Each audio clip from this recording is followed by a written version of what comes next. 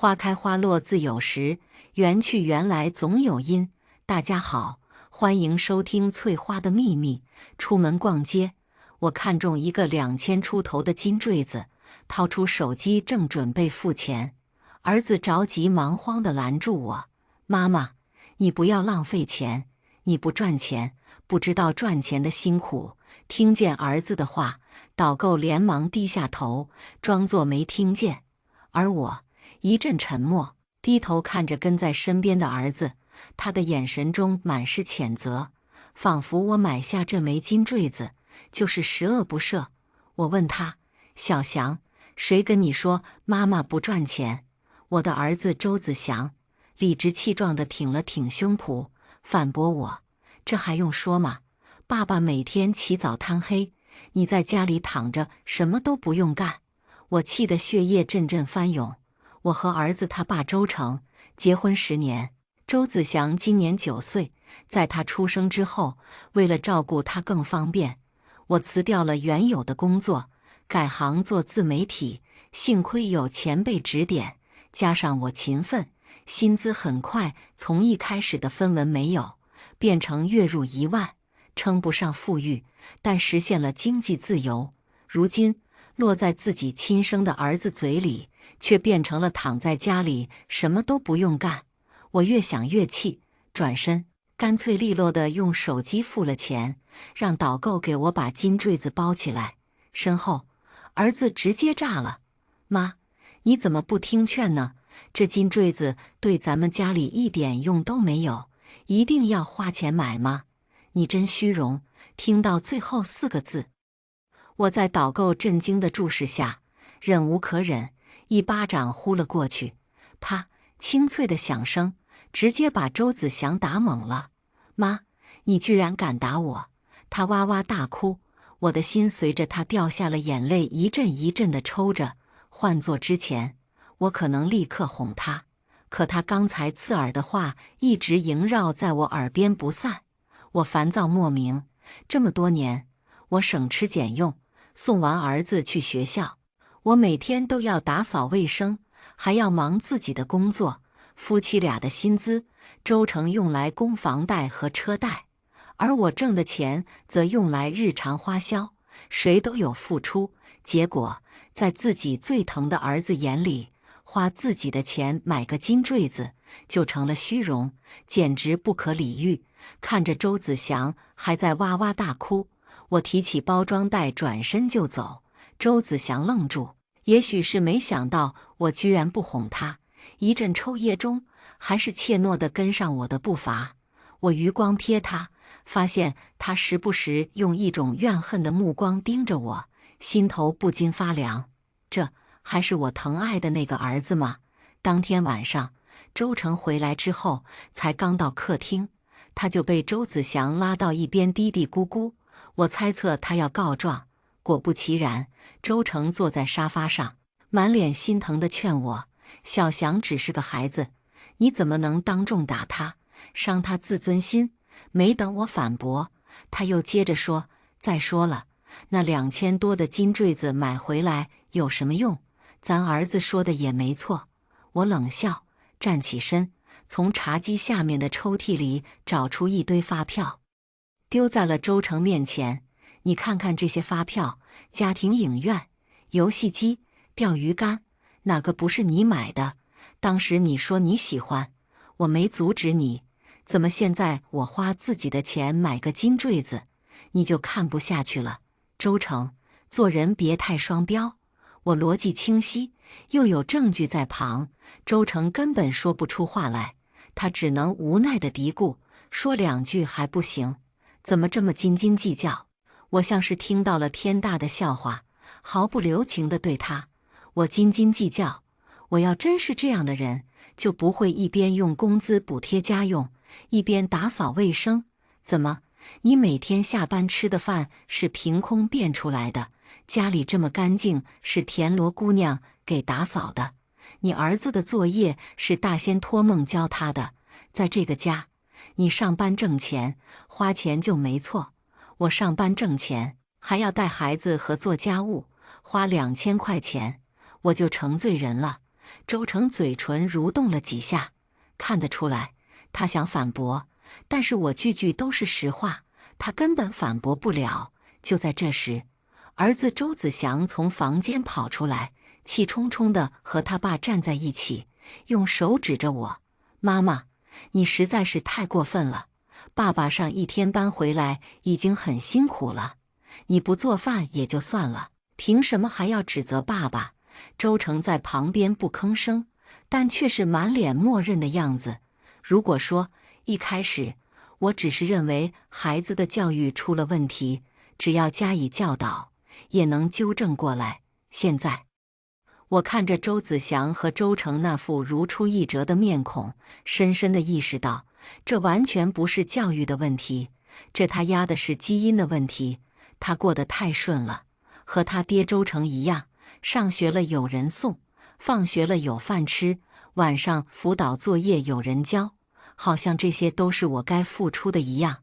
此时此刻，我看着这父子俩，千言万语汇聚成了一句话：既然我那么过分，那老娘干脆就不伺候了。砰！转头把房门摔上了，躺在被窝里，无限的疲惫涌上心头。我常年劳累，气血虚，即便穿得再暖和，手脚也是冰冷的，但没有我的心冷。在我回房之后不到5分钟，就隐约听见客厅里传来父子俩欢声笑语的声音，没有人过来道歉，更不用提哄我。我闭了闭眼，想起自己这么多年的付出，突然觉得很不值得。次日一早，我的生物钟把我叫醒，但我没有去送孩子，而是感受到床的另外半边动了动，窸窸窣窣的动静响起，紧接着传来一阵说话声：“爸爸。”这个时候，他不是应该起床送我吗？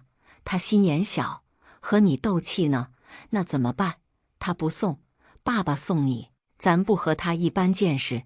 很快，两父子出了门，我咬了咬舌尖，心中越发悲凉，如同往常一般坐起来。洗漱完之后，我来到客厅，看清楚眼前的景象，当即头脑一懵，吃剩的外卖和七零八落的散在地上，汤汤水水洒了一地。透明的玻璃茶几上粘着米粒，香蕉果皮没有丢进垃圾桶，而是软绵绵地趴在桌上，等着孵化果蝇。我恶心的胃酸直涌，不想待了。这个家，我是一天都不想待了。我当机立断，掏出手机打给了闺蜜菲菲，约在了她公司楼下的咖啡馆。等到了之后，菲菲满脸诧异：“我以为你就说说，没想到你真的过来。”我满脸不解，菲菲叹口气给我解释：“之前工作日的时候，我约你出来，你要么是给你老公做饭，要么是去接孩子。哎，要不是咱俩这么多年交情，换做别人早就散了。”我心里听得一阵酸涩，想起自己之前为了家庭舍身的样子，现在看来真是傻透了。菲菲又忍不住关心我：“你这眼睛怎么了？看着像哭过一样。”我便把发生的事情都告诉她。菲菲沉默了很久，久到我以为她不会再开口的时候，她认真地问我：“你觉不觉得你不像是这个家的女主人，更像是菲佣？”一语惊醒梦中人，我想起自己的所作所为，忍不住苦笑着摇头。菲佣好歹每个月工资还有6000，我不仅累死累活，还得倒贴工资。菲菲拍了拍我，她抬头正准备和我说些什么，突然目光顿住，紧接着摁着我的肩膀：“先不要回头。”我陡然紧张起来，和她一起低着脑袋。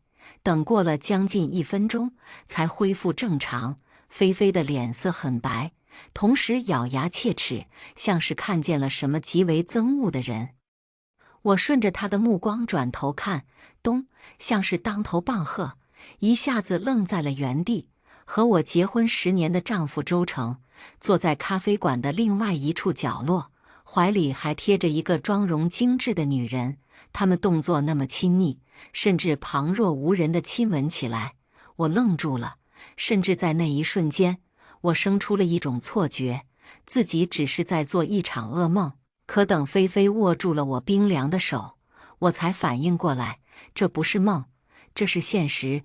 眼泪唰地从眼角滑落，我想站起来，上前去找周成讨回公道，但菲菲死死地摁住我。陈玉清，你冷静一点。我咬牙切齿地压低声音，冷静？菲菲，你让我怎么冷静？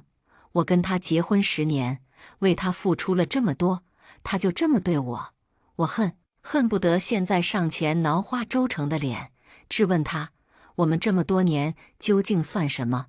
可菲菲只用一句话就劝住了我，即便你现在去闹，你能得到什么？我正愣，菲菲又接着问我，我问你，你是想忍着，还是不过了？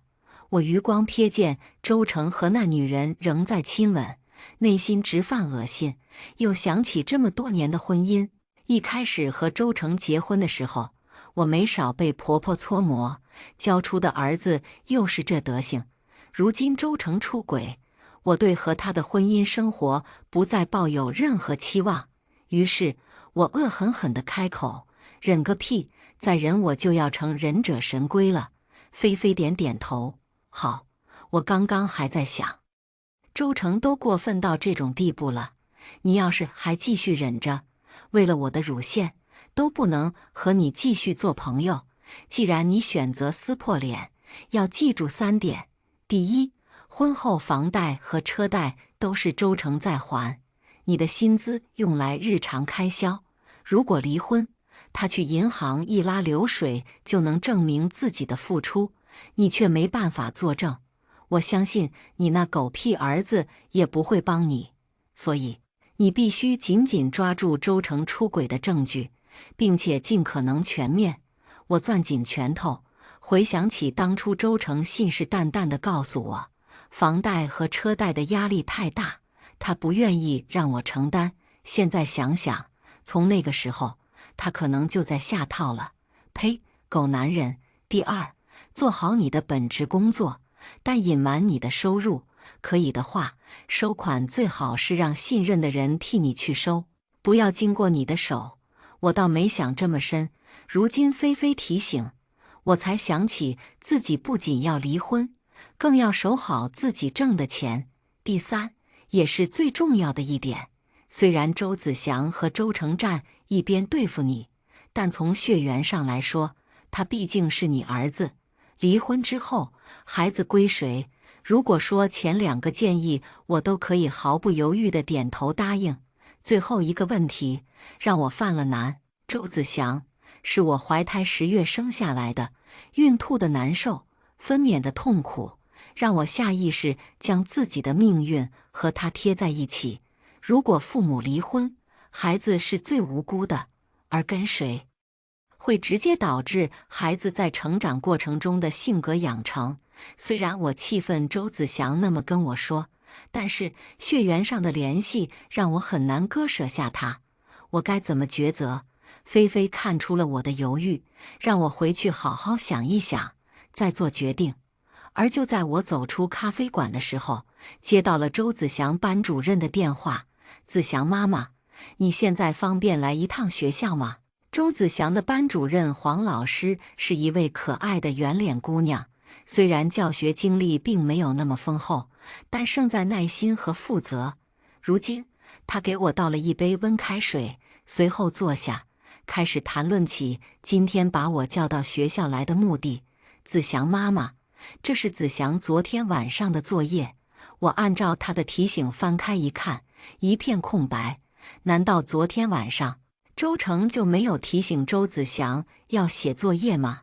我对黄老师露出一个歉意的微笑。这件事是我的疏忽，我今天回去肯定好好说他。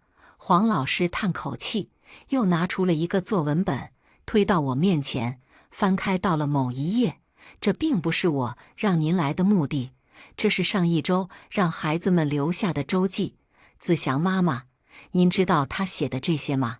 上一周的周记，我确实没有看见，因为周子祥在学校留了一节晚自习，说是把周记写完了，所以我没有追问。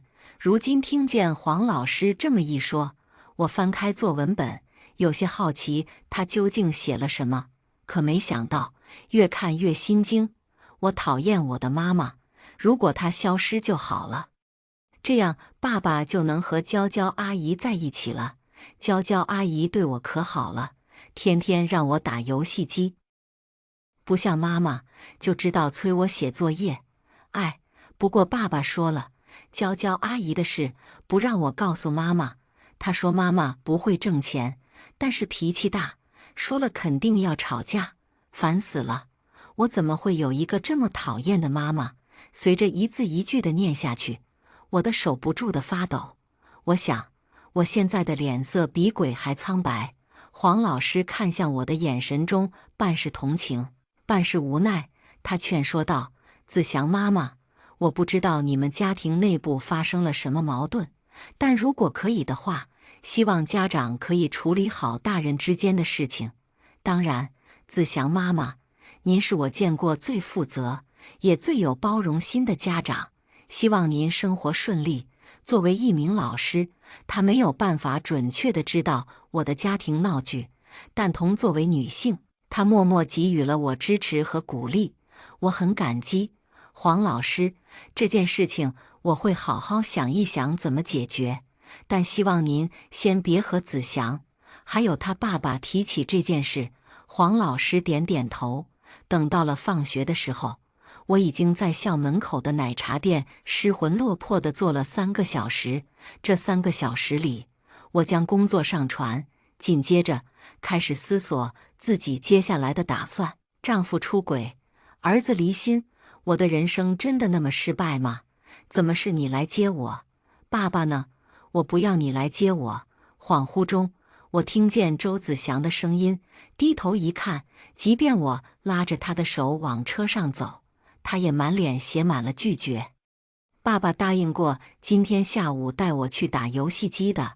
我勉强抛开周记的事情，忍着心酸，想要再试着挽回。子祥，老师说你昨天的作业就没有写，妈妈不是不让你打游戏，我们先把作业写完了再去玩，可以吗？周子祥一把甩开了我的手，他拿自己的电话手表打给了周成，忍不住哭诉：“爸爸，我有些头疼。”紧接着，我听见了他对周成说的话：“你说话不算话，怎么是妈妈来接我？不是说放学之后接我和那个阿姨打游戏吗？”阿姨，我想起周记里周子祥的称呼，那一瞬间，所有的侥幸，所有的爱，全部破碎了。再看他现在心虚的表情，我闭了闭眼。周子祥什么都知道，但他依然坚定不移地站在他父亲那一边。或许这就是基因的劣根性吧。我决定不要他了，于是松开他的手，将他往学校的方向推了推。那我就不接你了，你自己在校门口等着吧，等你爸来接。我有事，先走了。在周子祥目瞪口呆的注视，我开着车，头也不回地离开。我先一步回到家，将首饰一类的贵重物品寄到了菲菲家，紧接着装了一个微型摄像头。做完这一切之后，菲菲正好给我发了消息，那个女人是我们公司的人力资源部经理刘娇娇。我旁敲侧听了一下，她可是脚踏2只船，一只踩在周成身上，一只踩在我们公司副老总身上。我的妈！我们副老总的老婆猛得跟虎一样，她就不怕翻车吗？消息太过劲爆，等我好不容易消化完，父子俩刚刚到家，周子祥明显哭了一场。他看见我，眼里满是怨恨，哼的一声扭过了头。而周成开始埋怨我：“陈玉清，你有病吧？跟自己家孩子置气。我上班本来就够忙了，你非得给我添堵吗？”我没搭理他，任由他一个人跳脚。忙？他忙个屁！上班跟别的女人恩爱，下班后往沙发上一躺，什么家务都不做。我才不惯着他。见我沉默，周成还以为我理亏，刚准备往沙发上一躺，结果就看见早上没丢的香蕉，还有汤汁干涸的外卖盒，此时已经果蝇乱飞，当场蹦了起来。陈玉清，你在家这么久，什么都没收拾啊？我面无表情地开口，我昨天晚上说过了，我不伺候你们，这些是你们自己弄出来的，自然由你们承担。这下子，周成和周子祥傻眼了，他们跑到厨房一看，饭还在米缸里没煮呢，更别提菜了。而我已经收拾好2本书，正准备出门。你去哪里？为什么不做饭？周成叫住了我，我当场反驳：你是没手没脚吗？自己不知道做饭。周成又搬出孩子来压我，那儿子还饿着呢，他还是个孩子。周子祥不自在地看着我，低低地喊了一句妈。我内心毫无波动，用得着我就是妈，用不着我就是根草。以后家务实施个人制，你们想吃什么，想弄什么，自己收拾，我不会再替你们擦屁股了。说完，我就夹着笔记本和2本书出门了。附近有一家自习室，明亮安静。很早之前，我就幻想自己能有时间在自习室里独处，现在机会来了。自习室24小时开着空调，燃着淡淡的香薰，前台的书桌上还放着2盆芦荟，没有人吵闹，大家都在静静地做自己的事情。我被这样的气氛所感染，抱着电脑坐了下来。自媒体行业更新迭代很快，我必须不断地提升自己的认识，拓展视野，才能保持自己的职业敏感度。正当我如痴如醉地吸收知识时，手机上的信息就没消停过。周成一直在指责我不负责任，我一句都没回，只是口渴了之后站起来，想要拿杯子去接杯水，但自习室有些大，而且布局基本都一样，我找了半天也没找到。有些丧气时，一双手拍了拍我的肩膀，转头一看，是一位盘着头发的中年女性。她慈祥地用手指了指左边的方向，饮水机在厕所在后面走廊的尽头。我感激不尽，连声道谢，目送她远去，才发现她的胳膊下面夹着一本有关法律的书籍。我在自习室里待了将近3个小时，带去的2本书基本都看完了，也做了当日的笔记和复盘，可以说过得非常充实。等我回到家，出乎我意料的是，周成居然在餐桌旁等着。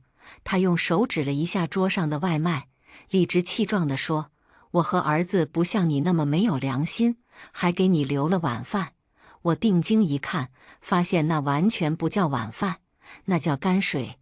他们晚上点的是黄焖鸡，鸡肉只剩下2块不到，蘑菇和辣椒搅合在一起，被筷子戳得稀烂，看着令人倒胃口。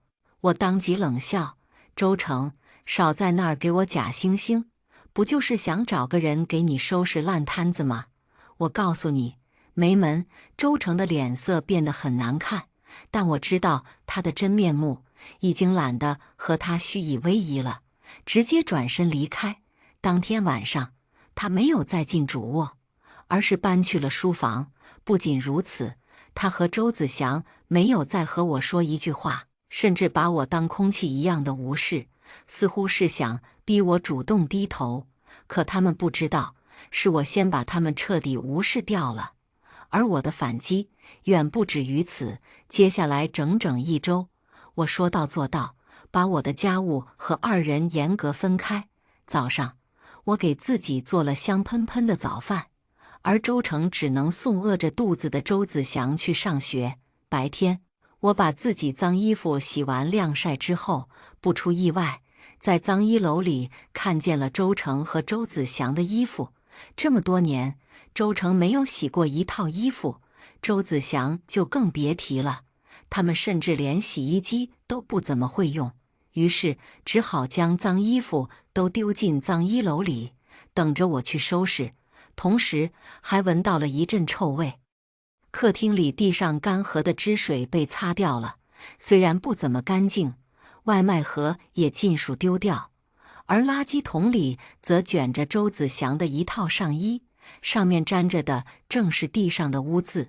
周成用周子祥的衣服擦地，擦完之后不愿意洗，干脆就丢掉。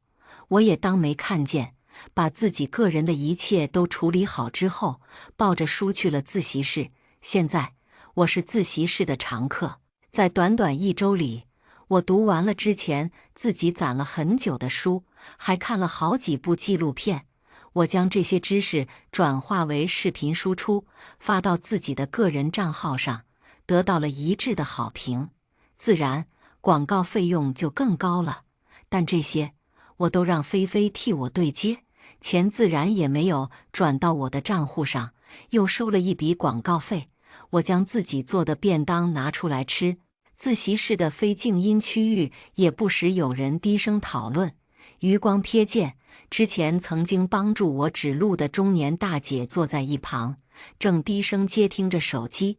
林先生，您的这个案件可以委托我的学生。等他聊完电话，我坐了过去，在中年大姐有些疑惑的注视下，我将自己的家庭状况和盘托出，最后问道：姐，我想用法律维护自己的权益，您可以教教我吗？当然是有偿的。中年大姐，不，应该是顾律师，他是附近一所高校的法学院教授，虽然已经退休，但在业内说话依然很有分量。他打量着我，目光一派平静，最后点了点头。周六，菲菲楼下的咖啡馆，我对面坐着一位面容富态的中年女性，正是菲菲公司副老总的老婆红姐。我求菲菲约了半天才约出来，刚见面我也不啰嗦，直接把证据全都掏了出来。红姐，刘娇娇先傍上了你老公，坐上了人力资源部门经理的位置，又调上了我老公，还把我儿子也收买了。看着这些证据，红姐脸色变了，她不愧是出了名的脾气暴，当即一拍桌子：狗东西，花着老娘的钱，走着老娘的关系，还敢乱搞！这女人也是贱，居然敢脚踏2只船，真当老娘不存在呀！妹子，你想怎么办？我在红姐面前装出一副十分委屈的模样。红姐，不怕你笑话，我儿子和他爸一条心，铁了心要和这小三在一起。我现在老公儿子都不想要了，但是这么多年，周成用他的钱还贷，用我的钱补贴家用，要真离婚，我落不着好。所以，红姐，能把这事闹大吗？我必须要拿到他出轨的证据，就算我不能把钱要回来，也要让这个渣男脱一层皮。红姐答应了，她跟我说了她的计划，我们决定合力演一场戏。周子祥的学校布置了课外作业，要求家长带着孩子一起去游乐园，增进亲子关系。回来后，孩子要写一篇周记，还要提交照片。哪怕我和周成不对付，但还是各退一步，和孩子一起去了游乐园。一路上，周子祥兴致勃勃地和他爸说话，就是把我当空气。我也不以为意，只是在手机里给红姐发了一个 OK， 静等好戏开场。到了游乐园，父子俩终于知道我不会帮他们，自己提着小包往广场方向走。而那一瞬间，周成见到了刘娇娇，当然不仅仅有刘娇娇，还有刘娇娇傍上的副老总，以及包括菲菲在内的公司员工。双方明显都很惊讶，尤其是周成，目光落在刘娇娇靠在副老总怀里，火都快从眼睛里喷出来了。刘娇娇，你怎么敢的？周成都顾不上我在身边，上前一巴掌甩了过去。刘娇娇痛呼出声，副老总显然也没想到会有这一出，很快和周成扭打在一起。菲菲在旁边兴奋地录像，周子祥手足无措地站着，接受着路人的目光洗礼。他尝试着往我身后躲，我却不给他这个机会，将他推到了我的身前，逼迫他直视眼前的场景。你的娇娇阿姨，从道德角度上来讲，是我们家庭的小三，同时也是那个叔叔家庭的小三。而你最信任的爸爸，其实只是一个出轨又没用的渣男。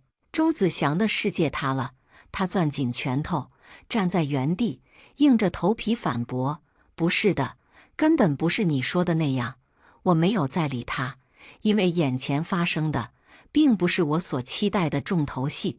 直到围观的人越来越多，红姐闪亮登场，身后还带着她特意聘请的几个保镖。见到刘娇娇，大喊贱人，扑上去，用指甲挠花了她妆容精致的脸。保镖假装识人不清，照着周成和傅老总一顿胖揍。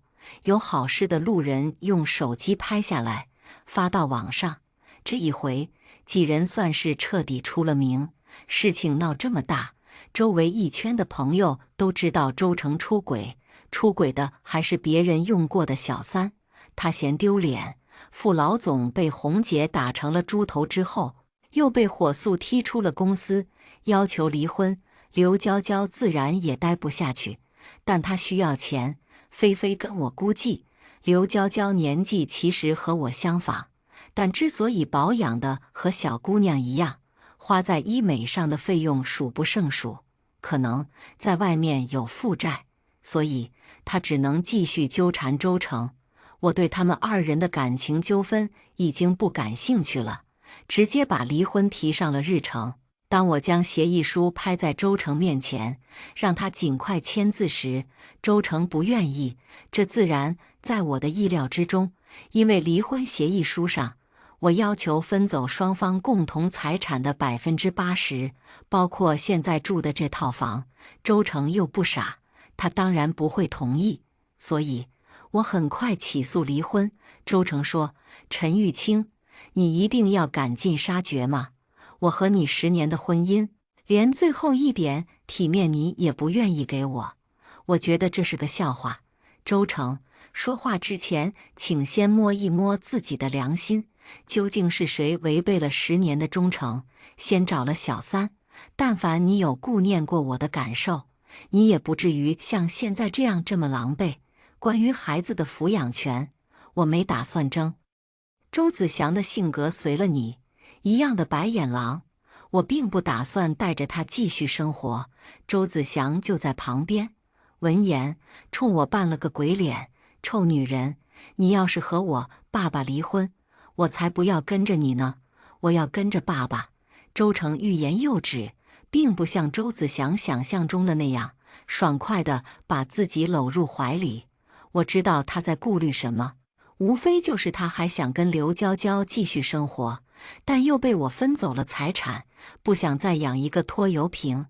我看着他把周子祥推开：“小祥，不是爸爸不想养你，只是你可能跟着妈妈会有更好的生活。”周子祥愣住了，我却直言不讳地戳破了周成的伪善：“你别把你爸爸想得多么高尚，他是不想要你，因为他担心有了你之后，他没有办法更好地找下家，而且养你是要花钱的。”周子祥崩溃了，他抱着周成的裤腿大喊大闹，非要跟着周成，同时辱骂我是一个毒妇。我看着怀胎10月生下的孩子变成了如今这副样子，仔细想想，是不是如果管教的没有这么严，他就不会这样了呢？我将心中所想告诉了顾律师，如今他和我成为了朋友，在我离婚事宜上提供了很大的帮助。他认真地回答：“小陈，你已经尽到了你作为母亲最大的责任，你没有办法改变他，你只能选择让自己过得更好。”我铭记于心，起诉结果很快下来。我递交了周成出轨以及他在离婚前有财产转移行为的证据，法院自然会倾向我。我如愿拿到了双方财产的80%，同时将周子祥的抚养权给了周成。他并不想要，可是不得不要。因为我让人把离婚的消息告诉了他的妈妈，也就是我的前婆婆宋翠芬。她是一个极其传统的农村妇女。听说周成不想要儿子，气得她跑到周成公司大吵大闹。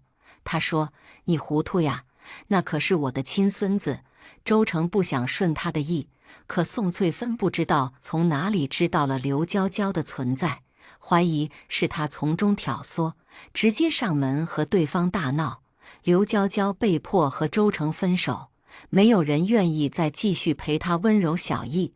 周子祥可能是周成唯一的后代，他不要也得要。周子祥如愿以偿地跟了他爹，在收拾行李的时候，他根本不拿正眼瞧我，反而是周成难得软下态度和我沟通。玉清，我真的知道错了，是刘娇娇先勾引我的，还把孩子教成那样。我做出了一个制止的手势，在他疑惑的注视下，我冷冷地开口：离婚后的这些天，我一直在想，这10年，我在你和周子祥心里究竟算什么？现在我想明白了，对你们而言，我只是一个无关紧要的佣人，我必须任劳任怨地做好一切家务，乖乖奉上自己的工资，还不能买自己喜欢的东西。而你现在对我道歉，无非只是惋惜失去了一个免费保姆，没有人能代替你操持好内务，你说是吗？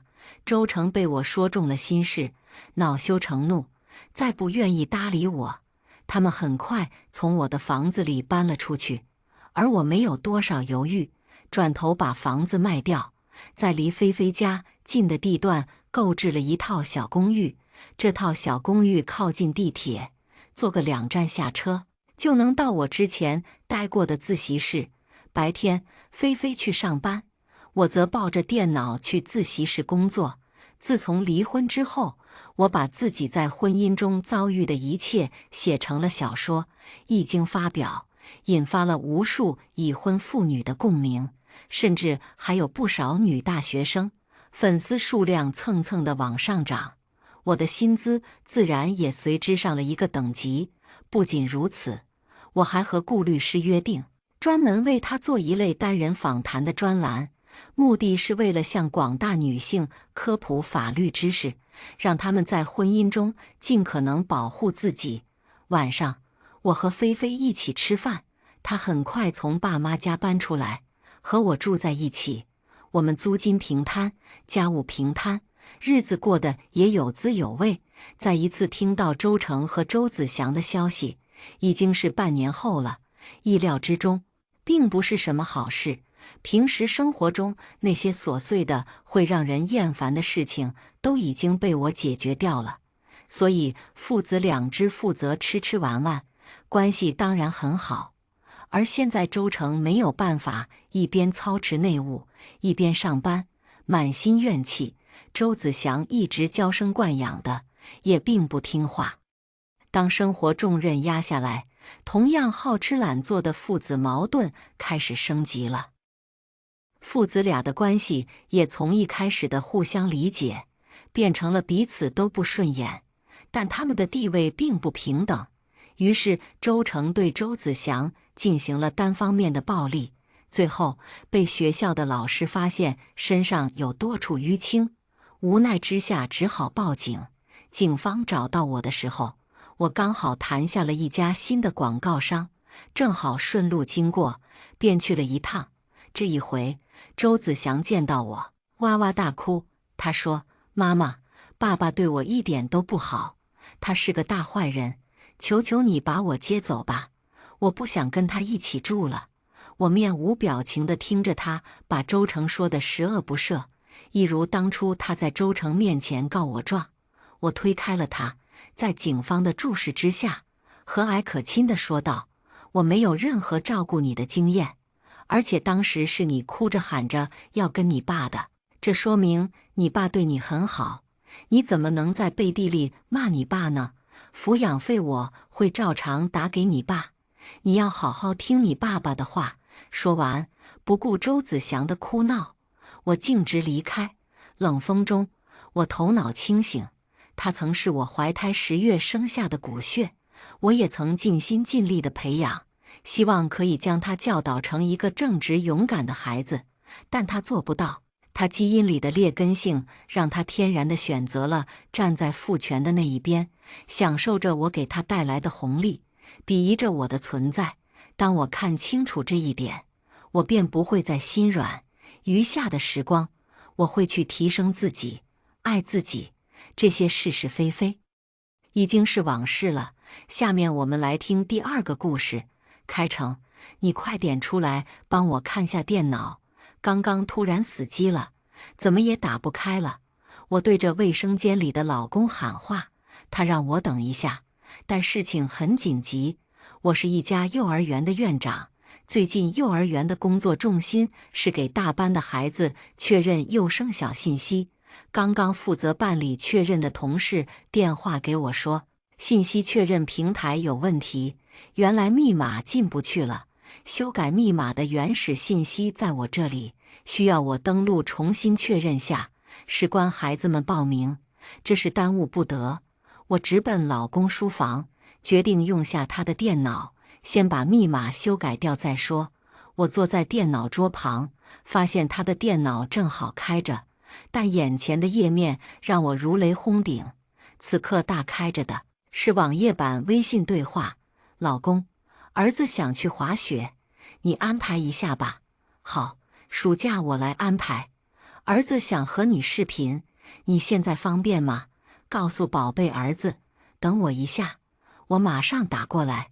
对话停留在此处，我用发抖的手拍下来这段对话以及对方的微信名。对方微信名字非常耐人寻味，黄太太，而我的老公名字叫黄开成。我屏住呼吸，蹑手蹑脚打开主卧的门，他声音刻意压低，我只能隐隐约约听到几句：乖儿子，爸爸在出差开会，明天就回家去看你。没问题，你想要什么都可以。爸爸也想你。听到里面的冲水声，我快速闪身走了出去。黄开成推门出来，脸上带着笑，眼角的皱纹都堆在了一起。他坐在我旁边，亲昵地拍拍我肩膀：你说你离开我可怎么办哦？连个电脑都搞不来。我心情很复杂，看着眼前这个感觉十分陌生的枕边人。我和黄开成结婚已经20年，独生女儿黄婉19岁。我不知道他什么时候有了个儿子，更不知道他何时成了别人的老公。见我不说话，黄开成微微用力捏了我脸颊一下，语气轻松亲昵：发什么呆呢？黄开成是一名律师，虽然我们夫妻工作都很忙，而且是老夫老妻，但夫妻生活很和谐，两个人关系一直很亲密。婉婉时常说我们在家里虐他这条单身狗。婉婉一直挑挑拣拣，不肯找男朋友。她说没有男孩子能像爸爸那么好。如果婉婉知道她眼里完美的爸爸其实家外有家，不知会受什么样的打击。但我不能让婉婉知道，她中学时因为学业竞争压力过大，得过抑郁症。后来我们夫妻遍寻名医，带着她各种散心，总算让她恢复正常。所以我绝不能再刺激婉婉，我得自己想办法解决这个事情。第二天下午快下班时，我打电话给黄开成，告诉他今天我和小姐妹有约，晚上不回家吃饭了。电话里，他殷殷嘱咐我不要喝酒，不要太晚，吃点好的，一副绝世好老公的模样。挂了电话，我直接打车到了黄开成的律所。刚到律师楼下，我就看到黄开成急匆匆从办公楼里走了出来。我叫了一辆出租车，司机跟了上去。黄开成因为职业习惯的原因，为人一向谨慎小心，我不敢开自己的车跟踪他。一路跟着他，竟然到了我家小区对面的世纪家园。那是个新小区，听说是请了日本很有名的建筑团队操刀。我当时很心动，想去买套房子，但被黄开成阻止了。他的理由是现在房子住习惯了，不想瞎折腾。我性格比较佛系，黄开成说不换，我也就算了。出租车在进门处被拦了下来，我只能下了车。整齐的衣着和自然的表情让保安没有过多盘问什么，直接帮我刷了卡。这个小区不大，我数了下，一共也就21栋楼，但胜在设计精巧，楼间距大，最高18的小高层住起来还是相当宽敞的。随手在某壳上一搜，发现这个小区单价高达14、15万1平，户型就3种：120平、150平和180平。按照这个价格计算，这小区随便一套房子至少也有2000多万。也不知黄开成包小三是买的房子还是租的房子。以我对黄开成的了解，他喜欢开阔的住房，不管是租还是买，他都一定会选大的。我找了个认识的中介电话，直接拨了过去，问他这个小区的布局。中介告诉我，小区180平的户型主要集中在中间楼王位置的17、18和19栋。我慢悠悠溜达了一圈，确认了17、18、19的位置，然后我给黄开成打了个电话：“老公，我被放鸽子了，晚上你陪我去吃日料吧。”电话那头黄开成迟疑了一下：“我手头有2个案子要整理资料，估计今天下班会晚，你自己去吃吧，加班也得吃饭呢。我现在去打包给你送过去。”黄开成的声音陡然升高，夹杂着一丝不易察觉的慌乱。“算了，陪老婆重要，我过来找你。你在哪呀？我现在要回家换个衣服，我们家里碰头吧。”挂了电话，我闪身躲在一棵树后，目不转睛盯着那3个楼洞口。10分钟后，我看到黄开成抱着一个6、7岁的男孩从19栋走了出来，身后跟着一个身材凹凸有致的女人，2条大白腿晃啊晃的，确实很养眼。女人低垂着头，看不清脸。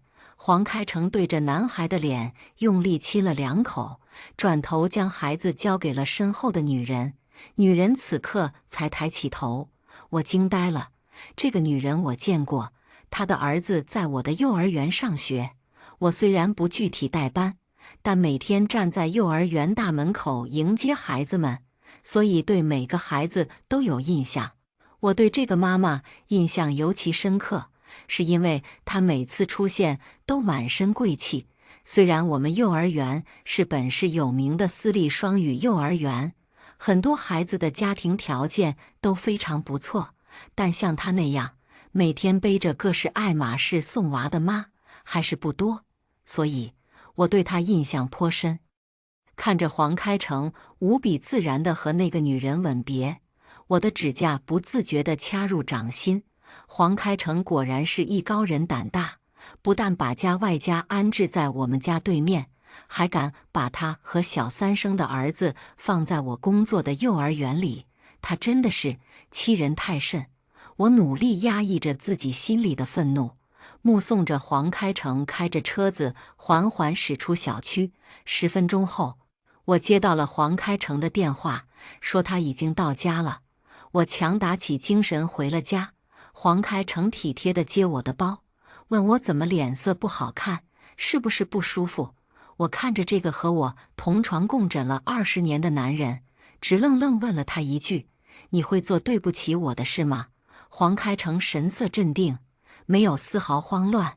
他反问我：“怎么了？遇到什么事了？”我随口编了个谎话，说有个朋友老公出轨了，他们夫妻一直很恩爱，不知道怎么会这样。黄开成侧身回避了我的眼神：“我们都老夫老妻的了，你想什么呢？咱们家晚过2年都好结婚了，我这眼瞅着要当外公的人了，怎么会做那种事？如果不是亲眼所见他的所作所为，我真要被他这番演技蒙骗过去。”呵呵，世界欠黄开成一个奥斯卡小金人。我开始思索接下来该怎么办。大闹一场，提出离婚。不行，如果闹开来的话，婉婉势必就要知道。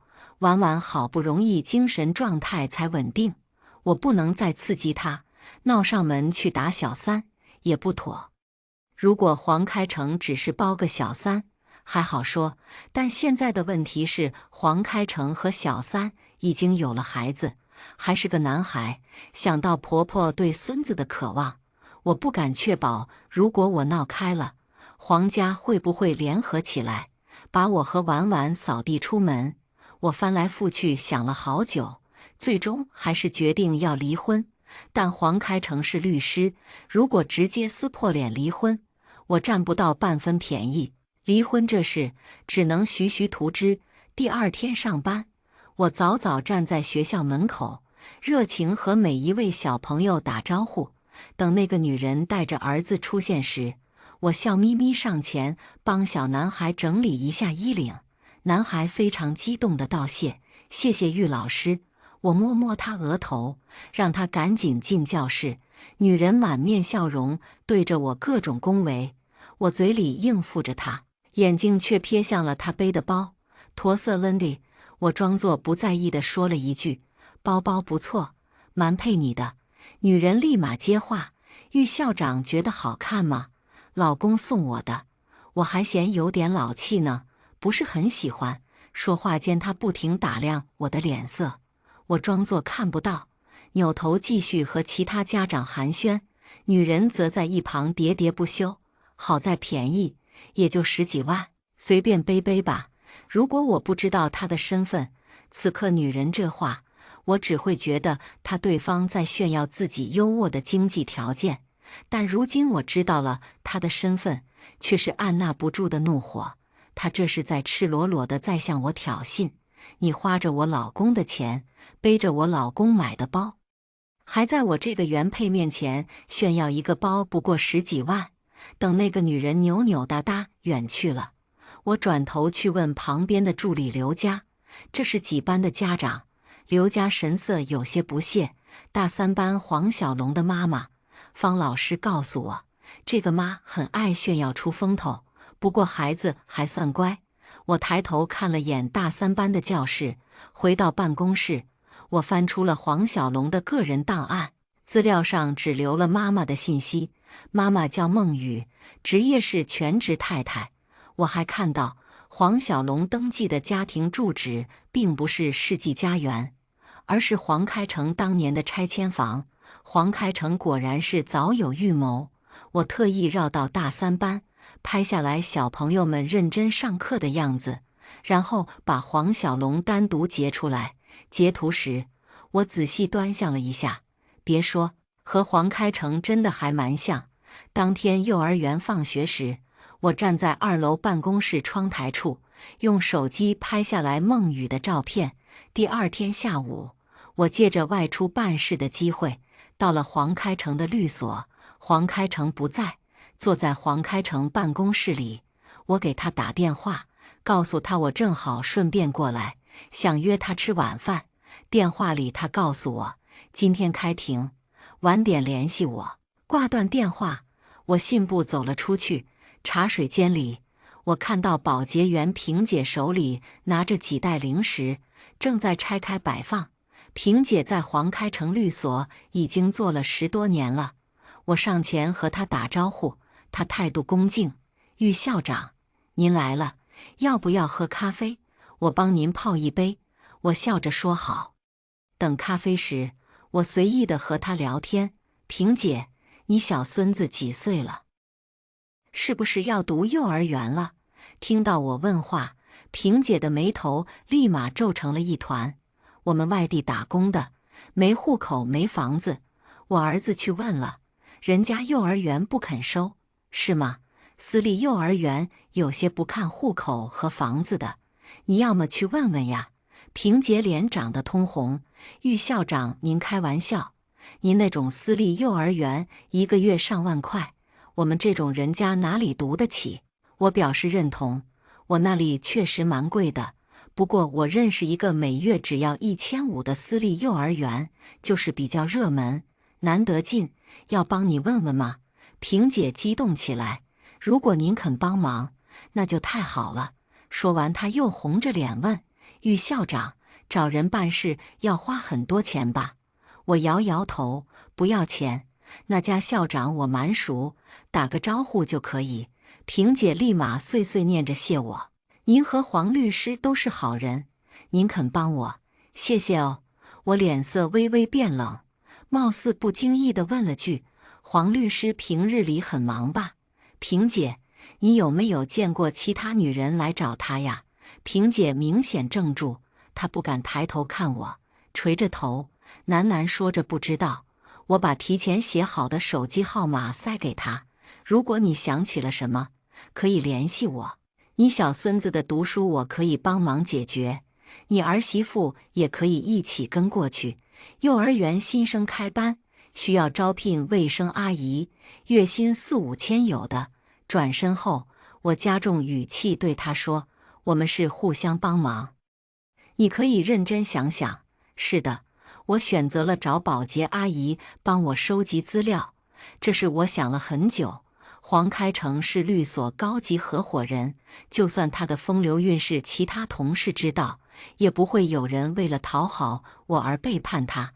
退一万步讲，就算真有人看不过眼，肯出手相帮，但黄开成是个极其细心之人，轻易不会有人能从他手里拿到什么证据。但保洁不同，一个在公司做的时间比较长的保洁阿姨，她头脑里是知道不少公司人际关系内幕的。萍姐做了这么多年，黄开成夸过她好几次，说她干活麻利，手脚勤快，还不多嘴，所以萍姐是我想到的最合适的人选。下一步，我准备正面去会会孟雨。大3班的班主任方梅是我多年好友，值得我信任。我把黄开成和孟雨的那张照片给方梅看，方梅大吃一惊：“这不是我们班里黄小龙的妈妈吗？怎么会认识你家黄开成？”我淡淡说：“我查过资料，黄小龙生父那一栏是空的。”方梅眉头微蹙，思索半天后说：“难怪黄小龙总在班里说他爸爸是大律师，很厉害的。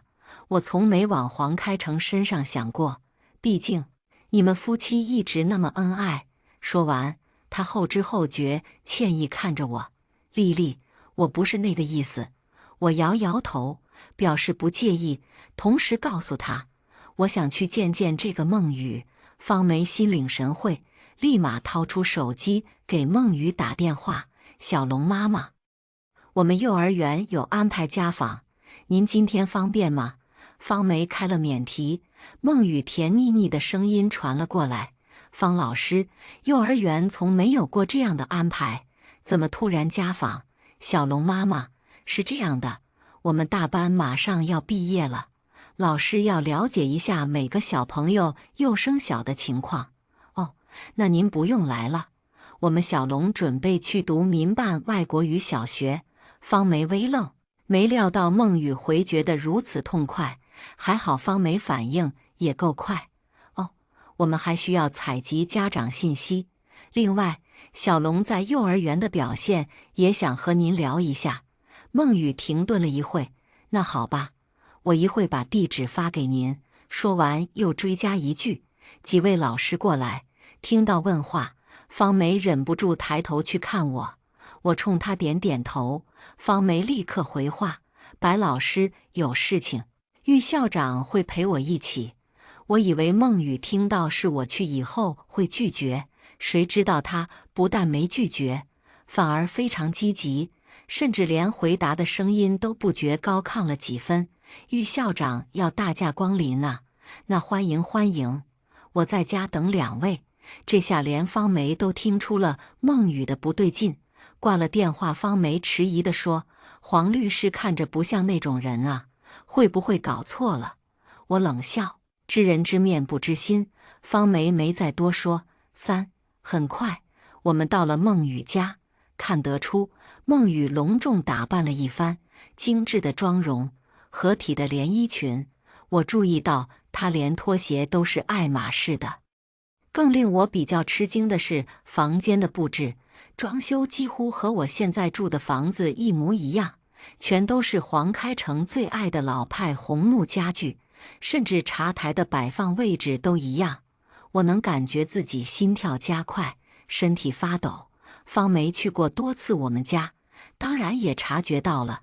她转头对着孟雨出言试探：“小龙妈妈，想不到你年纪轻轻，竟然喜欢这么老派的装修。”孟雨捂着嘴娇俏一笑：“我也觉得这些家具看着闷闷的，可是我老公特别喜欢。他说这些都很值钱，留着以后给儿子的。”说完，摆手让我们坐下。我私下打量，房间应该是特意收拾过的，照片摆台只有孟雨和儿子，没有黄开成。但这个房子又处处透露着黄开成在这里生活的痕迹。我家里同款的男士拖鞋，挂在门口的绿锁黑色手提包，茶台上摆着的大红袍，这些都在提醒我，这家的男主人和我家的是同一位。我听不进去方梅和孟雨的周旋，脑子一阵阵发懵。黄开成是真把这里当成他的第二个家了。我们结婚20年，我没想到自己的全心全意换来的是他的三心二意。我感觉胸口发闷，整个人有些喘不上气的憋屈感。玉校长，您经验丰富，帮我参谋一下，我家小龙去外国语学校合适吗？孟雨忽然转头对我说。我努力调整情绪，对着他说：“适合自己的就是最好的。”孟雨立马接话：“哎呀，您不知道，这种外国语学校的学费很贵的。本来我想小学无所谓的呀，等初中再说嘛。但我老公不肯呀，说什么一定要给儿子最好的，不在乎钱。”说完，他眼神直直盯着我，里面满是挑衅。我刚要说话，突然门铃一响，一个中年妇女带着黄小龙走了进来。黄小龙见到我和方梅，激动得小脸绯红，抱着冲锋枪就跑过来喊老师。喊完老师，又转头跑进房间，一会手里攥着2块巧克力，又冲了出来，非要给我和方梅吃。还不等我们拒绝，黄小龙又一阵风地冲进房间。这次带出来的是2包薯片。就这样，他反反复复出来进去，找各种好吃好玩的给我们。孟雨没有阻止他，反而神色有些骄傲。我们小龙性格大方，爱分享。说话间，黄小龙手里握着一个相框冲了出来：“玉校长，您看，这是我爸爸，他是一个很厉害的大律师。”孟雨脸色突变，他站起身想拦住黄小龙，却终是没来得及。黄小龙献宝一样把照片举到我面前，我手微微颤抖接了过来。照片上是他们3个人，黄开成抱着黄小龙和孟雨亲密地依偎在一起。不知情的人看这张照片，一定会认为他们是相亲相爱的一家人，气氛顿时变得十分尴尬。方梅脸色阴沉，哄着黄小龙：“小龙，你听话，先进去房间看书，老师要和妈妈谈点事情。”黄小龙点头，乖乖进了房间。孟雨起身，和那个中年女人耳语了几句，女人很快跟着黄小龙走了进去，还顺手把门反锁了。客厅里只剩下我们3个人。我直视着孟雨问：“你知道他是有家庭的吗？”孟雨没说话，我对着他嘲讽一笑：“你几次3番来挑衅我，看来是知道我的存在的。知3当3，道德败坏，你父母就是这么教育你的吗？”孟雨急了：“谁是小三？我不是小三。”我都被他气笑了。你不是小三是神吗？黄开成他有老婆有婉婉，你就是小三，你儿子就是私生子。孟雨大声驳斥我：“你们是一起生活不假，但那是因为你女儿有抑郁症，开成不想刺激她，才不得已和你一起生活的。他不但爱我，更爱儿子。我不是第三者，你才是。”我大怒：“你真是能颠倒黑白呀！我和黄开成结婚20年，婉婉19岁，我怎么就成了第三者了？你跟了黄开成这么久，基础法律知识还是懂的吧？我和黄开成是受到法律保护的，他给你的买的一切东西，我都可以追回的，你懂吗？孟雨急了，他站起身冷笑：“你搞清楚，我和黄开成也是正大光明领了结婚证的好吗？我老公现在没离开你们母女，纯粹是因为可怜你们。”方梅听不下去了，她起身推一把孟雨：“你怎么这么不要脸啊？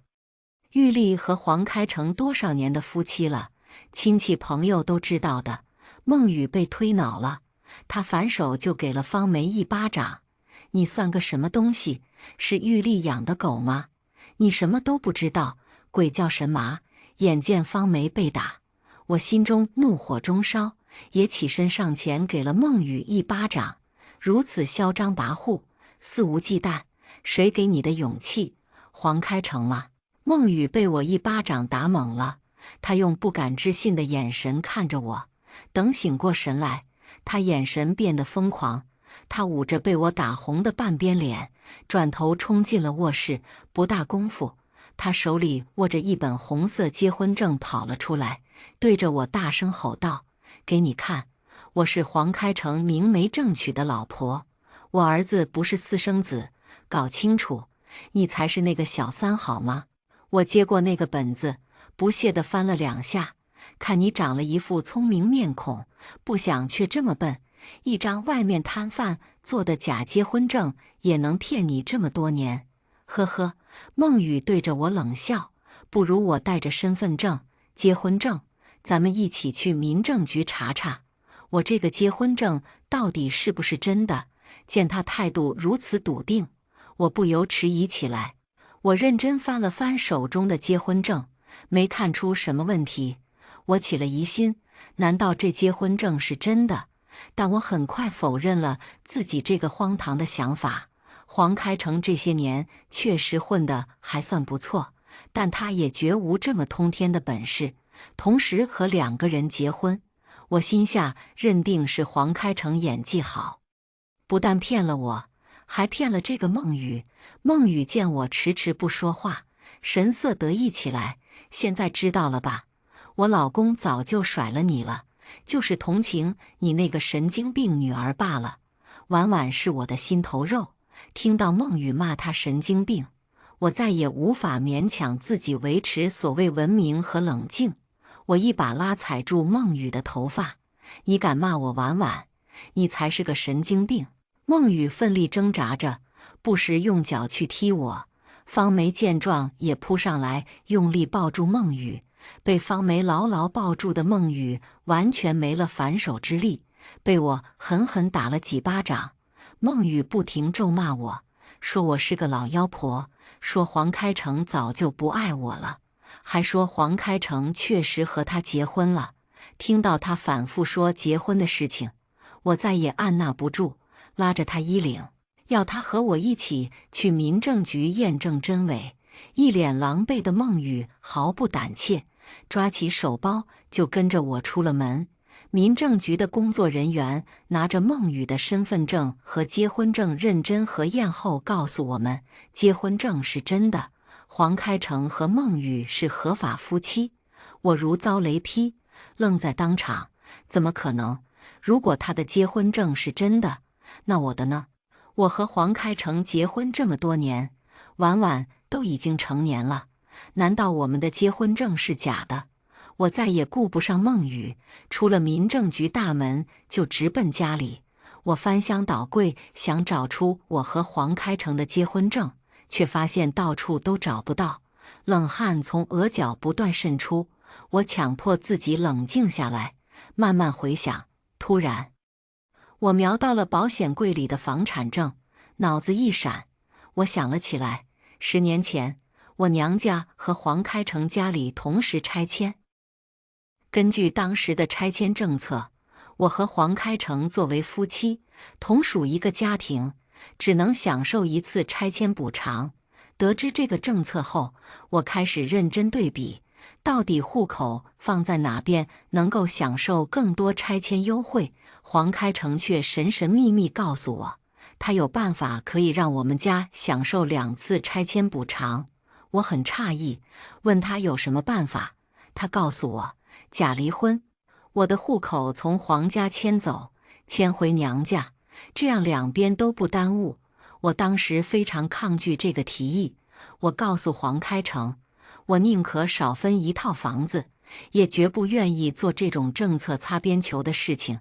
黄开成百般给我解释，说这是在合规范围内的操作。他反复强调，只要我们办这样的手续，婉婉就多套房子，他以后的生活就少份辛苦，多份保障。听到对婉婉有利，我犹豫了。江城房子这么贵，如果婉婉能多一套，确实以后生活就会多一份保障。考虑了几天，我还是妥协了。假离婚后，我把户口迁回了娘家。1年后，我们拿到了双方拆迁的房子。黄开成拿着几套房子的产证，得意洋洋地告诉我，一张假离婚证换了几百万的房产，真是划算。我提出尽快复婚，但黄开成却说不急，老夫老妻的不用担心。我当时工作很忙，也并没有特别在意这个事情。再后来，因为婉婉生病，我那几年如同疯魔，哪里还顾得上复婚的事情？想起来过往，我整个人瘫坐在了地上。我和黄开成确实没有结婚证，我双手蒙脸，忍不住崩溃地哭起来。多么可笑啊！结婚20年，我竟然成了我老公的小三。痛哭中，我听到开门声。我抬头去看，竟是婉婉回来了。我赶紧擦干眼泪，慌忙从地上起身。婉婉，你怎么回来了？婉婉狐疑地看着我。妈妈，你哭了，怎么了？我别过脸去，敷衍她说没什么。婉婉不信，她掏出手机，做出要打电话的样子。你要是不说，我就去问爸爸了。我回避着婉婉的眼神，编了一个工作不顺利的理由。没想到，婉婉却用非常肯定的语气说：不可能，妈妈不是个软弱的人，这些小事情绝不会让我妈妈哭的。听到女儿如此贴心的话，我一时忍不住再次哭出了声。婉婉将我抱住，轻声在我耳边说：妈妈，别难过，你还有我呢。我被婉婉这话说得整个人一僵，婉婉却拍拍我后背，继续说：妈妈，你是不是发现爸爸的事情了？我诧异地看着婉婉，忍不住脱口而出：你怎么知道？婉婉扶着我坐下，面色平静地慢慢说道：高中有一次，我和同学去恒盛，碰到了爸爸和那个女人一起逛街买东西。后来我跟踪过他，确认他在外面不但有了女人，还有了孩子。爸爸发现我跟踪他没有愧疚，反而很生气。他当时理直气壮地质问我为什么要这么做。我当时气急了，说要告诉妈妈。他却威胁我说，妈妈有高血压，不能生气，说如果告诉你，你会血压爆表，生命危急。我担心您的身体，所以答应他不告诉你，但要他离开那个女人。可他却说那个私生子是我的弟弟，我不应该说这么绝情的话，还说他爱那个私生子和爱我是一样的。我和他大吵一架，又不敢告诉您实情，自己一时也想不通爸爸为什么会那样做，所以抑郁了。我被婉婉这番话震惊了，难怪当初婉婉抑郁症的时，黄开成表现得异常焦灼。我还傻傻地以为他只是心疼婉婉，却不知原来他是出于愧疚。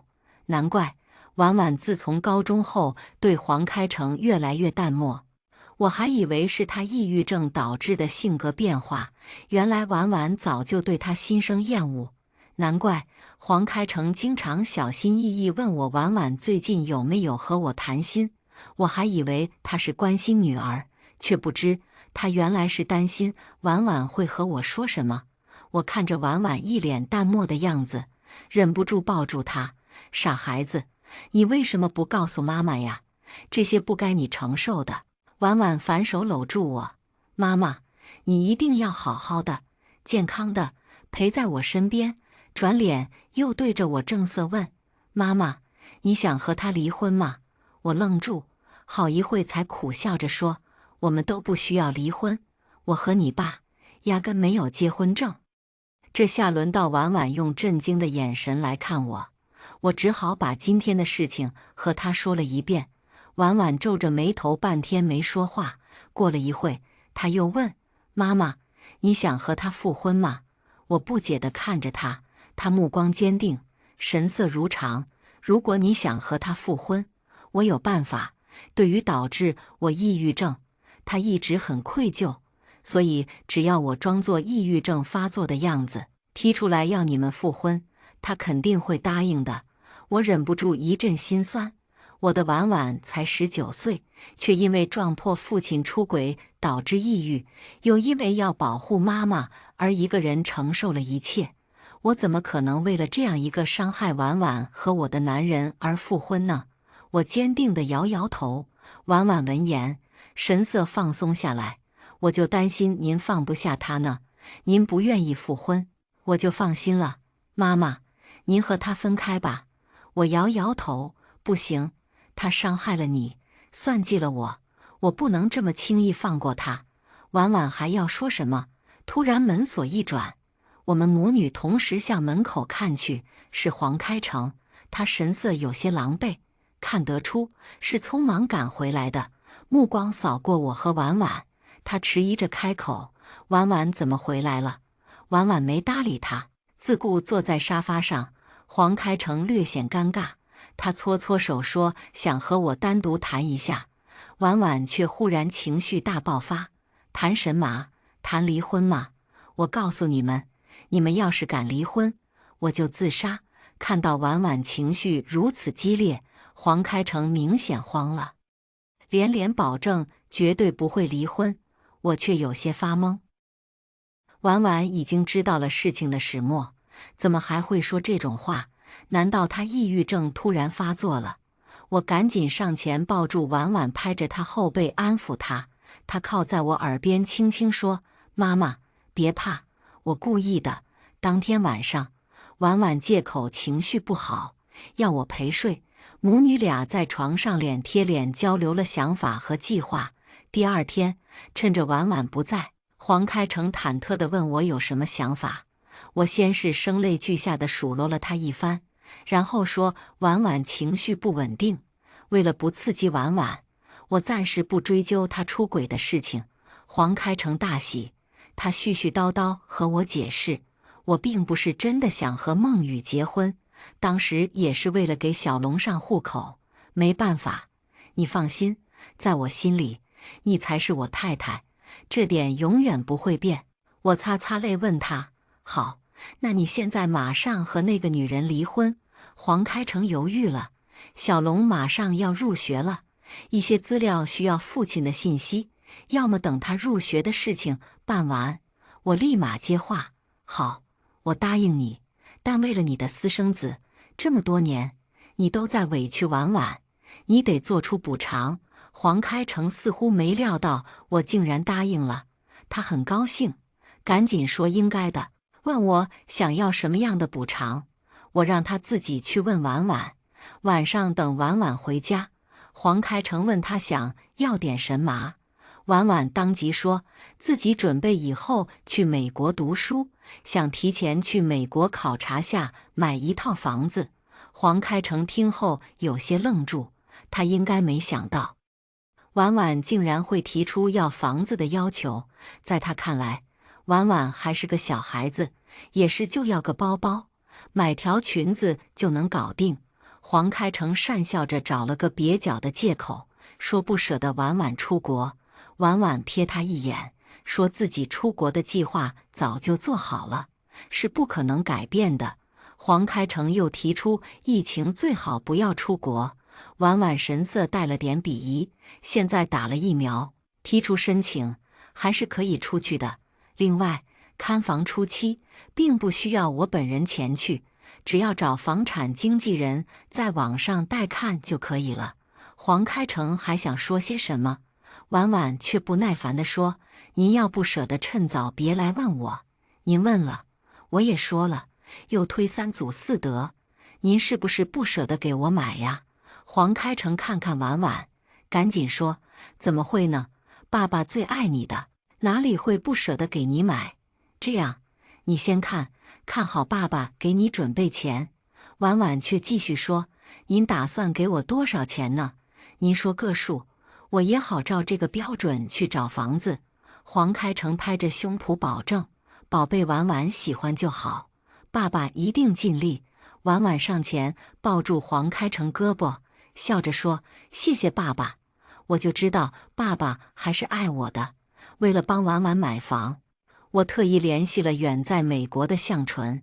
向纯是我的初恋，当年我们因为异国而分手，虽然有彼此的联系方式，但我们却基本没什么联系。这次我主动联系他，向纯很激动，我也没隐瞒，把自己目前的婚姻状况和买房子的目的统统告诉了他。他在电话里再三和我保证，一定会帮我找到合适满意的房子。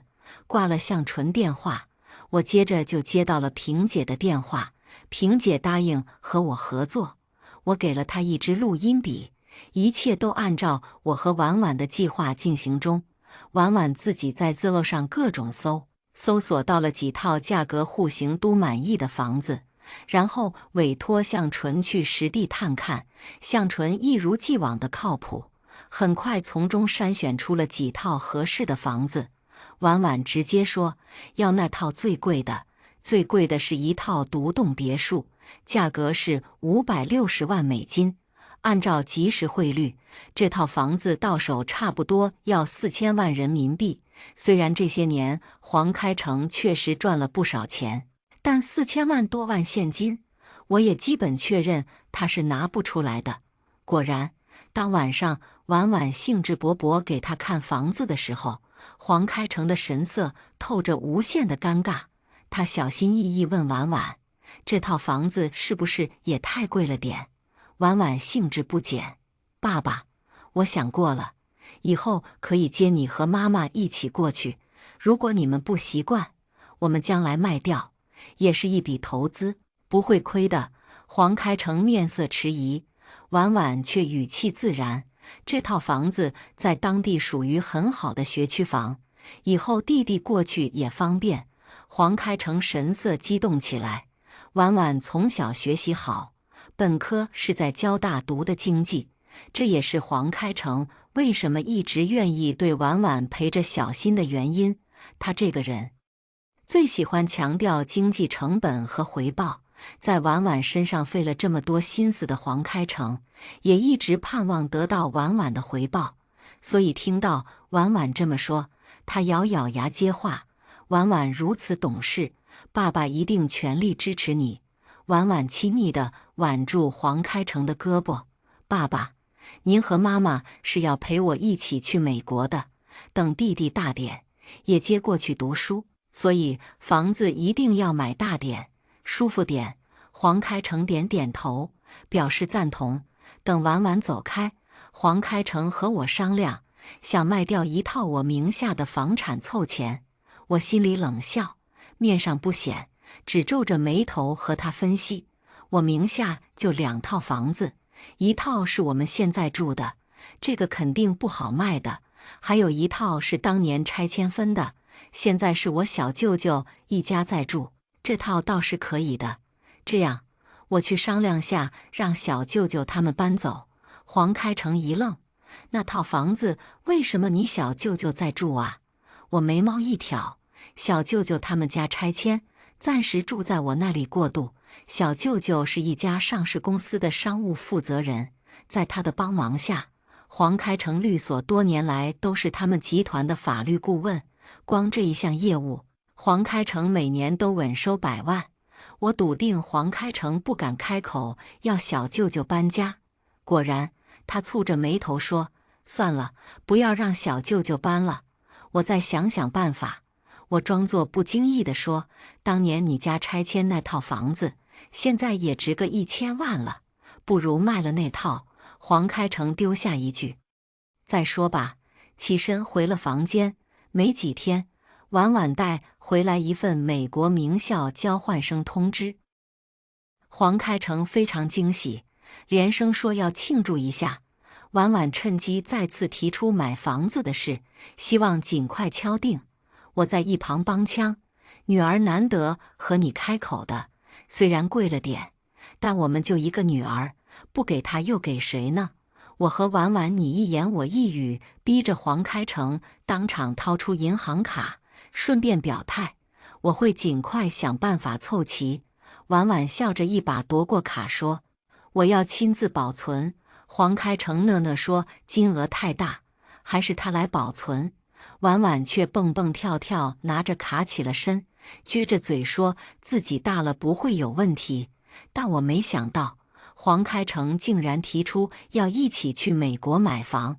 他工作非常忙，能让他在百忙之中还要抽空去，原因绝不会是他说的担心我和女儿的安危。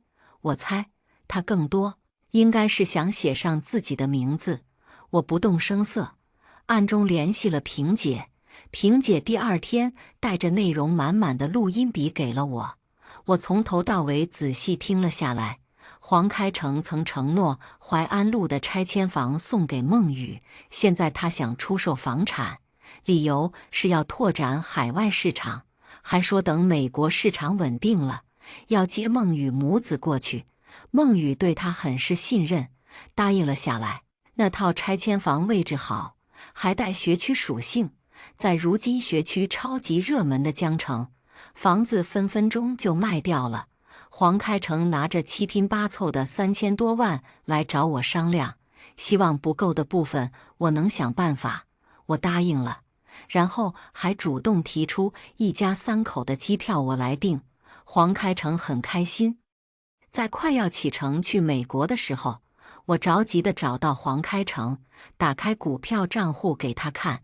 如果股票涨势正好，现在出来实在太亏，你能不能想办法周转一下？